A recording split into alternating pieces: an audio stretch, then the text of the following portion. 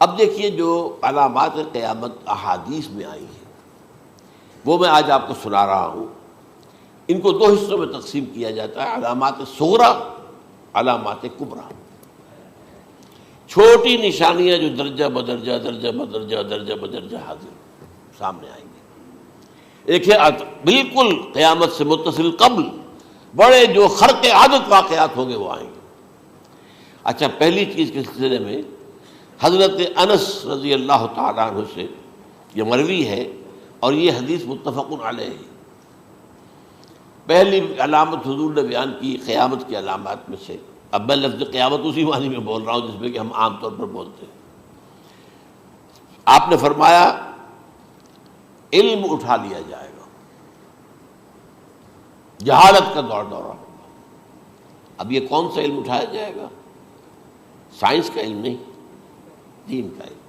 آج تو ساری قدر و قیمت جو ہے جس کے لیے دوڑتے ہیں لوگ، لاکھوں روپے کی فیسیں دے کر ایم بی اے ہو رہے ہیں، یہ جو ہے اکاؤنٹنسی کا پاس کر رہے ہیں، یہ سی اے کر لیا ہے، یہ کوئی اور جو ہے فزکس میں کوئی کیمسٹری میں ڈاکٹریٹ کر لی ہے، ڈاکٹر بن گئے تو کیا ہی کہہ رہے ہیں. اس لیے کہ بڑی چیز جو پاکستان سے ایکسپورٹ ہوتی ہے وہ ڈاکٹر ہیں. جو اتنے بڑے پیمانے پر جو کالج کھلے ہوئے، 3 لاکھ روپے ایک سال کی فیس، 5 لاکھ روپے ایک سال کی فیس. یہ کیوں لیتے ہیں اور کیوں لوگ دیتے ہیں؟ کہ موقع مل جاتا ہے ایم بی بی ایس کر کے. امریکہ کے اندر بھی ڈیمانڈ ہے، ان کے ہاں ڈاکٹر جو ہیں جتنے ہونے چاہیے نہیں ہے، لہذا اور بھی بہت سی جگہوں پر ڈیمانڈ ہے. تو جس چیز کی مارکیٹ میں ڈیمانڈ ہے وہ علم ہے. آج علم کمپیوٹر کا علم ہے یہ. حالانکہ ان میں سے کسی کے اوپر لفظ علم کا اطلاق میرے نزدیک غلط ہے، جہالت ہے.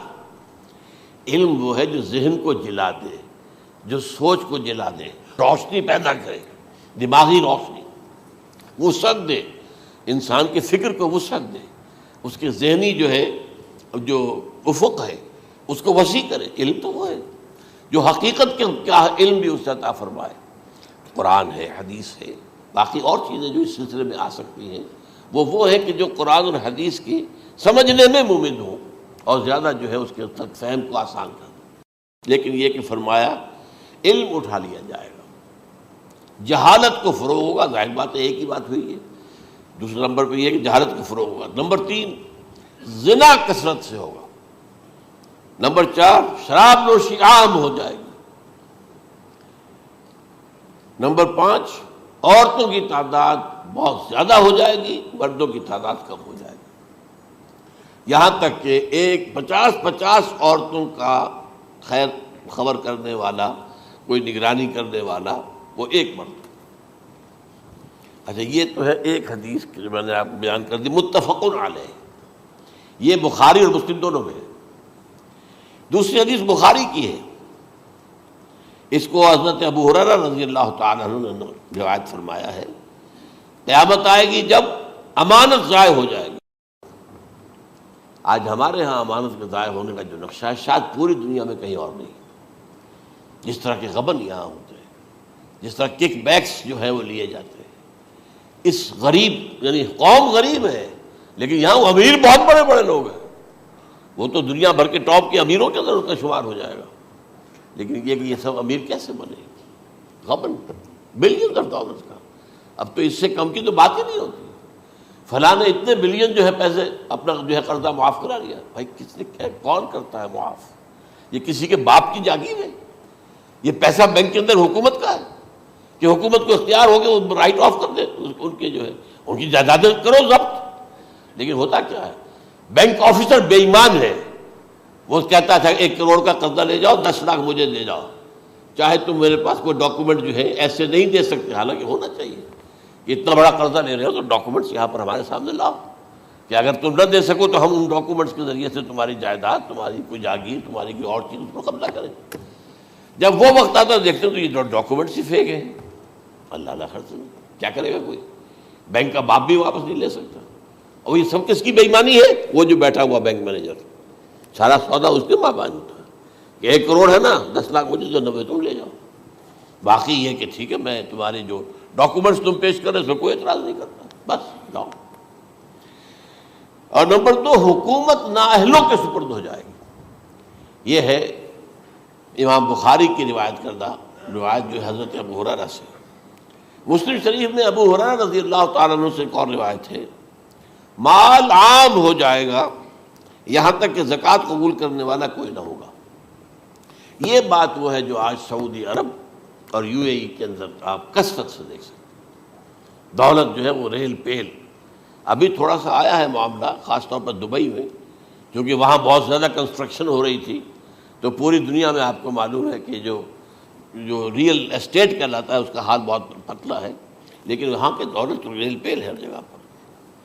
اور سب سے اہم متفق علیہ روایت، متفق علیہ کیا، وہ تو حضرت عمر سے بھی مروی ہے، ابن عمر سے بھی مروی ہے، ابن عباس سے بھی مروی ہے، ابو ہریرہ سے بھی مروی ہے، عبداللہ ابن مسعود سے بھی مروی ہے رضی اللہ تعالیٰ عنہ اجمعین.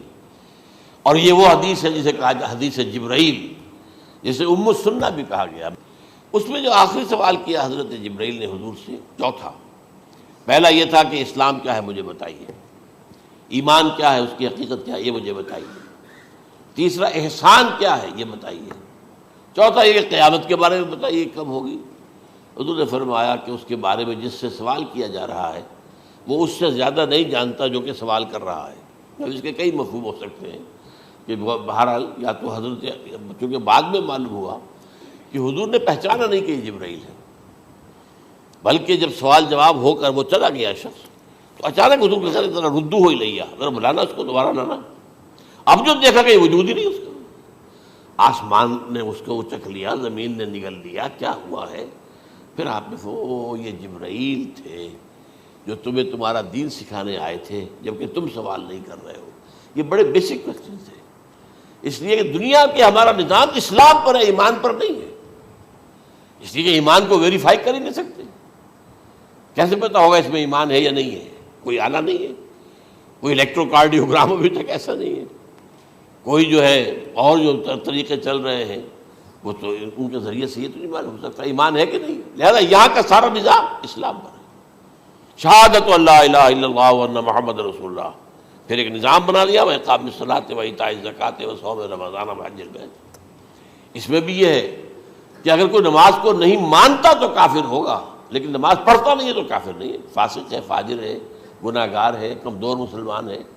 اس طرح زکوٰۃ کا منکر ہو جائے گا تو وہ کافر ہوگا، لیکن زکوٰۃ دے نہیں رہا ہے تو یہ گویا کہ گناہ گاری ہے، کمزوری ہے. تو اس حوالے سے نوٹ کر دیجئے کہ یہاں کا دنیا کا سارا اسلامی نظام اور سارا کانسٹیٹیوشنل اور لیگل سسٹم جو ہے اسلام کا وہ اقرار باللسان پر ہے. ایمان ہے وہ کہ جس کی بنیاد پر وہاں فیصلے ہوں گے. یہاں کوئی شخص مسلمانوں کا بڑا لیڈر ہے، بڑا علامہ ہے، بڑی اس کی قدر و منزلت ہے، اس کے ہاتھ چومے جا رہے ہیں، پاؤں چومے جا رہے ہیں، ہو سکتا ہے وہاں کہا جائے دفع ہو جاؤ، تمہارے دل میں ایمان نہیں تھا، تم نے یہ سب کچھ کیا تھا اس لیے کہ کہا جائے کہ بڑے عالم ہو، اور یہ کہا جا چکا فقط قیل. اب یہاں کچھ نہیں ہے تمہارے پاس. پھر فرشتوں کو حکم ہوگا کہ اس کو گھسیٹتے ہوئے جہنم میں ڈال دیں. 3 باتیں بیان کی آپ نے. یہی حشر اس کا ہوگا مالدار کا. اللہ پوچھے گا میں نے تمہیں بہت مال دیا، تم نے کیا کیا؟ وہ کچھ گنوانا شروع کرے گا. اللہ فرمائے گا جھوٹ بول رہا، قذب تھا، تم نے یہ خیرات و صدقات اس لیے کیے تھے کہ تمہاری سخاوت کے ڈنکے بج جائے، تعریفیں کی جائے. وہ کی جا چکی ہے، دنیا میں ڈنکا بج گیا. یہاں کچھ نہیں تھا، وہ نیت دل میں کچھ اور تھی تمہارے. میں لیس البر ان تولوا وجوہکم والا قرآن مجید کا سبق ہمارا منتخب نصاب کا نمبر 2 بڑی تفصیل سے بیان کیا. یہی معاملہ ہوگا اس عالم کا. اللہ فرمائے گا میں نے تمہیں علم دیا، تم نے، وہ کہے گا میں نے علم پھیلایا لوگوں میں ہدایت کی. کوئی جھوٹ بول رہے ہیں، تم نے تو صرف اس لیے کیا تھا، تمہاری نیت یہ تھی کہ بڑا عالم شخص ہے، بڑا فاضل شخص ہے. تو یہ سب کہا جا چکا. تو وہاں کا معاملہ جو ہے وہ اسلام پر نہیں ہے. یا آپ دکھائیں گے دیکھیے میرا آئیڈینٹی کارڈ، اس پہ اسلام میرا مذہب لکھا ہوا ہے، یا یہ میرا پاسپورٹ ہے. آئیڈینٹیفیکیشن کے لیے دنیا میں عام طور پر یہ چیزیں ہوتی ہیں. کوئی تعلق نہیں. آخرت کا معاملہ کسی اور شے پر ہے. وہ تو ایمان دل میں ہے، اور تمہارے تمام جو حرکات ہیں، اعمال ہیں، ان سب کے اندر جب تک کہ اصل جو قوت متحرکہ ہے وہ اللہ کی محبت نہ بن جائے، اخلاص للہ، بحب اللہ للہ، اور یہ کہ یہ تمام چیزیں جیسا کہ فرمایا، ایک حدیث بڑی پیاری ہے، ایمان کی تکمیل کی علامت کیا ہے؟ فرمایا من احب للہ وابغض للہ ومنع للہ واعطى للہ فقد استکمل الایمان. جس شخص کے نے محبت جس سے بھی کی اللہ کے لیے کی، اپنے مفادات کے لیے نہیں، رشتہ داری کی بنیاد پر نہیں. محبت اوپر ہو جائے، رشتہ دار کا حق ہے دو، بیوی کے حقوق ہیں دو، لیکن محبت یہ اللہ کے لیے ہو کہ فلاں شخص سے مجھے محبت اللہ کے لیے. اور اگر نفرت رکھی تو اللہ کی وجہ سے رکھی، اس لیے رکھی کہ وہ اللہ کے دین سے دور ہے، وہ اللہ کے راستے پر نہیں آ رہا ہے، وہ فسق و فجور کی جو ہے زندگی کو آ رہا ہے. اس میں بھی یہ ہے کہ یہ نہیں ہے تعلق قطع کر لو، تعلق قطع کرو گے تو تبلیغ اور اصلاح کا موقع کہاں رہے گا، لیکن دلی محبت نہیں ہوگی اس میں. تو اگر محبت ہے تو اللہ کے لیے، اور نفرت ہے تو اللہ کے لیے. اور کسی کو کچھ دیا ہے تو اس لیے کہ اللہ کا حکم ہے کہ دوں، اور کسی سے کچھ روکا ہے تو اس لیے کہ اللہ کا حکم ہے کہ روکوں، اس کو نہیں دینا ہے.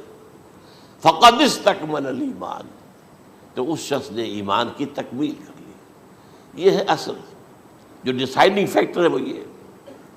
اور اس ایمان کی پہلی علامت کیا ہے؟ کیسے معلوم ہو میرے اندر ایمان ہے؟